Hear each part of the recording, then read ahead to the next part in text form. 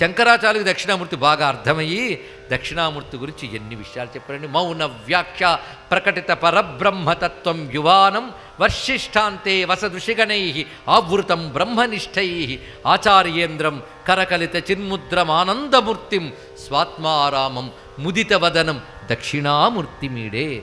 మీరేమి చెప్పినా నాకు అర్థం కావట్లేదండి, తెలివి లేదండి, జ్ఞానం లేదండి, ఆ జ్ఞానం రావాలని కోరిక కూడా లేదండి అంటే రోజుకోసారి దక్షిణామూర్తి దండం పెడుతూ ఉంటే క్రమంగా జ్ఞానం వస్తుంది. మామూలు బ్రహ్మజ్ఞానమే కాదు, లౌకిక జ్ఞానం కూడా ఇస్తాడు. కానీ విద్యల్లో రాణించాలన్నా విద్యలు రెండు, పరావిద్య అపరావిద్య. అపరావిద్యలంటే లౌకిక విద్యలు, పరావిద్య అంటే బ్రహ్మ విద్య. ఏ విద్యనే ఇవ్వగలిగిన వాడు ఆయనే. అందుకే ఈశాన సర్వ విద్యానాం ఈశ్వర సర్వభూతానాం బ్రహ్మాధిపతిర్బ్రహ్మణోధిపతిర్బ్రహ్మ శివో మే అస్తు సదాశివోం. సర్వ విద్యలకు ఆయన ప్రభువు అంటే ఆయనంతా ఎడ్యుకేషన్ డిపార్ట్మెంట్ అనమాట. కాదయ్యా, ఈశ్వర సర్వభూతానాం సర్వజీవులకి ఆయన ప్రభువు.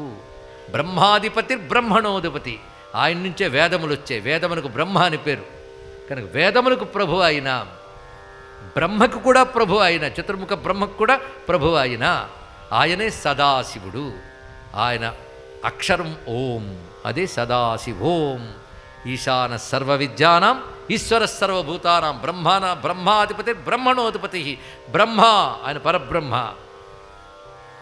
అస్తు సదాశివోం. అటువంటి శివునికి నమస్కారం అన్నారు.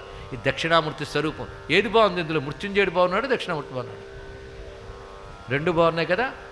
నిన్న మొన్న చెప్పినేమో బాగోలేవా? అన్నీ కలిపి మా శివుడే గనక ఇన్ని మూర్తులుగా నన్ను అనుగ్రహించు అంటే చాలు. ఏ మూర్తిగా రావాలో ఆ మూర్తిగా ఆయన వస్తాడండి ఇక్కడ.